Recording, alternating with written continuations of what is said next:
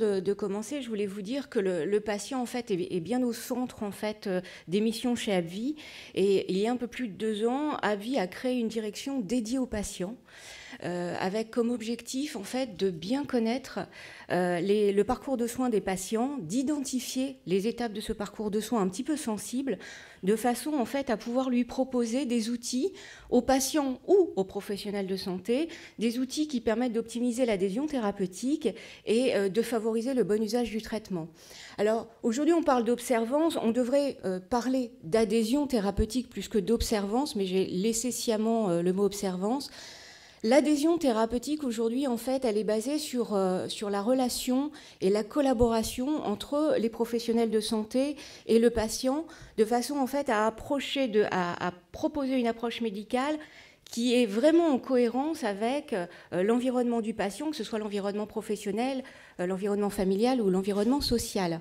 Donc on parle davantage aujourd'hui d'adhésion thérapeutique parce que finalement l'observance n'est qu'un moyen quantitatif d'évaluer le suivi d'un traitement. Donc juste pour vous dire en fait 2 mots, en 2014, l'IMS Health a publié un rapport qui montrait effectivement que le niveau moyen d'observance sur 6 pathologies qui étaient étudiées, qui sont l'ostéoporose, qui sont l'insuffisance cardiaque, l'hypercholestérolémie, l'hypertension artérielle, etc., sur 6 pathologies chroniques, dans ce rapport d'IMS Health, le niveau moyen d'observance était de 40%. D'une façon générale, dans les maladies chroniques, il est effectivement de 50%. Alors, les conséquences, elles sont avant tout médicales, avec un impact qui est direct sur la santé du patient, avec des conséquences médicales, des conséquences psychosociales, et aussi une qualité de vie du patient qui est impactée. Mais on l'a vu aussi tout à l'heure, les conséquences, elles sont aussi économiques. Et le rapport d'IMS Health, en fait, montrait, en tout cas, évaluer le coût de la mauvaise observance à 9 milliards d'euros par an, uniquement sur ces 6 pathologies dont je viens de parler.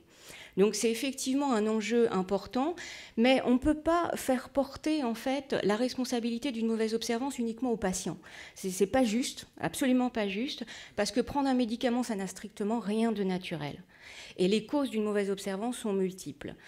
Lors de la conférence citoyenne du CIS, le collectif interassociatif sur la santé en juin dernier sur le sujet, il a vraiment été en fait le levier principal pour améliorer l'adhésion thérapeutique. Ça ne peut passer que par la relation entre les professionnels de santé et le patient. Alors pourquoi ? Parce que bien évidemment, plus le malade est informé sur sa maladie, sur les conséquences qu'elle va pouvoir avoir sur sa vie familiale, professionnelle, plus il est informé sur les différentes stratégies thérapeutiques qui vont pouvoir lui être proposées, les objectifs de guérison ou de rémission, sur comment prendre le traitement, la posologie, la gestion des effets indésirables, le patient, pour être adhérent à son traitement, il a besoin de ces informations. Il a plein de façons de les avoir, ces informations, mais la première et la plus directe, et je dirais la plus fiable, ce sont les professionnels de santé qui le lui donnent. Et les professionnels de santé, en fait, je dis professionnels de santé dans le sens large, c'est-à-dire ça peut être le médecin traitant ou le médecin spécialiste, ça peut être une infirmière d'éducation thérapeutique, ça peut être le pharmacien ou toute autre personne. Plus cette information est relayée par un grand nombre de professionnels de santé, plus elle est répétée au patient, plus le patient aura des chances de bien comprendre en fait sa pathologie et d'être adhérent. Il y a à peu près 1 an et demi de cela, on a mis à disposition sur le marché, il y a eu plusieurs médicaments qui ont été mis à disposition des patients dans l'hépatite C. Ce sont des nouveaux traitements qui sont considérés comme faciles à utiliser, donc faciles à suivre. Et chez AbbVie, on s'est dit que peut-être le risque en fait, de ces nouveaux traitements, en comparaison avec les anciens traitements, le risque pouvait être un risque de banalisation qui pourrait entraîner en fait une mauvaise observance du patient parce que tellement simple que finalement on ne passe pas beaucoup de temps pour l'expliquer. Donc on a décidé de mettre à disposition des professionnels de santé un serious game qui montre l'impact de la qualité du dialogue entre le professionnel de santé et le patient sur l'observance du patient. Optimisez l'observance de vos patients dans le traitement de l'hépatite C chronique. ADVI, un simulateur de consultation innovant, vous permet de suivre vos patients et améliorer l'observance de la consultation jusque dans le quotidien. En consultation, vous posez le diagnostic, l'annoncez à votre patient et vous lui proposez un traitement. Mais qu'a-t-il compris de sa maladie, de son traitement? Saura-t-il le gérer au quotidien? Dialoguez avec lui, faites des choix et voyez leur impact sur les indicateurs d'observance. Une fois chez lui, le patient bénéficiera aussi de vos conseils pour faire face aux obstacles à la bonne prise de son traitement. Gagnez l'adhésion de votre patient pour maximiser ses chances de guérison. Voilà, donc comme vous le voyez, effectivement, en fait, ce jeu vidéo, alors en fonction des personnes que j'ai devant moi et à qui je le présente et qui jouent, en fait, j'appelle ça soit un serious game, soit un jeu pédagogique, parce que je trouve que le mot pédagogique est important, en fait, dans ADVI. En fait, ce jeu, il est basé sur 2 cas cliniques, mais je préfère parler de 2 patients qui s'appellent Véronique et Victor. Ils ont des noms, sont des patients, des vrais patients, qui sont 2 profils de patients extrêmement différents. Et c'est là que c'est intéressant, parce qu'en fait, le jeu va permettre de répondre aux problématiques, aux interrogations, aux inquiétudes de ces 2 patients. Et finalement, c'est pas le patient qu'on pourrait croire le plus observant qui va l'être et qui va arriver à la guérison à la fin.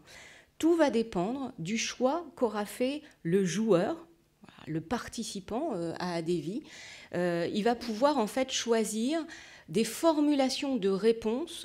Le fond sera toujours le même, sera toujours bon, mais il va pouvoir choisir dans différentes formulations de réponses. Et en fait, en fonction du profil de patient, il va voir directement l'impact que ces réponses ont sur 4 critères d'observance qui sont la confiance du patient en son médecin, le niveau de sérénité du patient, la compréhension qu'il a de son traitement et l'impact que ça aura sur son environnement. On va regarder tout de suite. J'ai quelques secondes encore sans le son, il me semble, juste pour vous dire,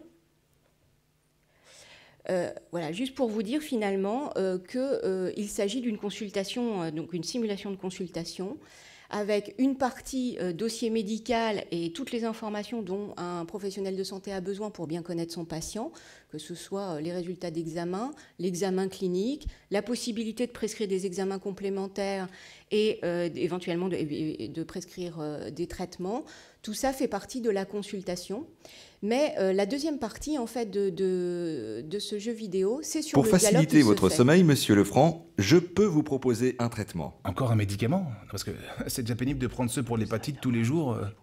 Donc voilà, comme vous pouvez le voir, en fait, là, le joueur a la possibilité finalement de choisir parmi 2 formulations et il va voir, voilà, il va choisir. Vous ressentez une lassitude dans la prise de vos médicaments? Ah oui, c'est pénible à prendre ces médicaments. L'idée de devoir en prendre encore pendant plusieurs semaines, ça me paraît difficile, hein, et je veux pas en plus devenir dépendant à un somnifère. L'idée de devoir en prendre encore pendant plusieurs semaines me paraît difficile et je veux pas en plus devenir dépendant d'un somnifère. Comme vous voudrez, nous pourrons en rediscuter à la prochaine consultation si vos problèmes de sommeil continuent. Je vais quand même essayer votre médicament, si ça peut m'aider à dormir, mais si ça marche pas, moi j'arrête tout. Ce serait dommage. C'est la première fois que vous négativez votre charge virale de l'hépatite C. Vous avez de grandes chances de guérison. Et quand j'aurai terminé le traitement, après je serai plus fatigué? Voilà, donc vous voyez, c'est vraiment en fait sur la qualité du dialogue qu'on joue, et en fonction des réponses données, on a les résultats, en fait, l'impact que ça a sur le patient tout de suite. Et après, en fait, le professionnel de santé a la possibilité de suivre son patient chez lui, de façon à mieux connaître son environnement. À la fin de chaque consultation, il y a un bilan d'observance qui est proposé avec les points clés favorables à l'observance à retenir, et l'intégralité en fait du dialogue et des choix est montrée aux joueurs avec des commentaires. C'est tout le côté pédagogique en fait d'ADVI. Donc juste pour conclure en une phrase, il y a eu plusieurs cibles en fait qui ont eu l'occasion de jouer à ADVI. Ça va bien évidemment des étudiants en médecine et en pharmacie, des élèves infirmières, des médecins, des pharmaciens, des équipes multidisciplinaires. Et on a eu un très très bon, à chaque fois de très très bons retours, à la fois parce que ce jeu est extrêmement facile à utiliser, à la fois aussi pour l'originalité de l'approche, c'est la première fois qu'ils ont ce type de jeu à leur disposition, mais aussi sur la qualité pédagogique. Et pour les professionnels de santé et les équipes multidisciplinaires qui l'ont utilisé et qui sont plus expérimentés, on va dire, ça a donné lieu à des échanges au sein même des équipes qui étaient particulièrement intéressants. Donc finalement, les progrès à faire sur ce type de serious game, ce serait de développer plus de cas cliniques dans d'autres pathologies, afin d'aller un petit peu plus loin et d'en faire aussi un outil de perfectionnement et pas seulement un outil de formation pour les étudiants. Je vous remercie. Merci. Merci beaucoup Isabelle.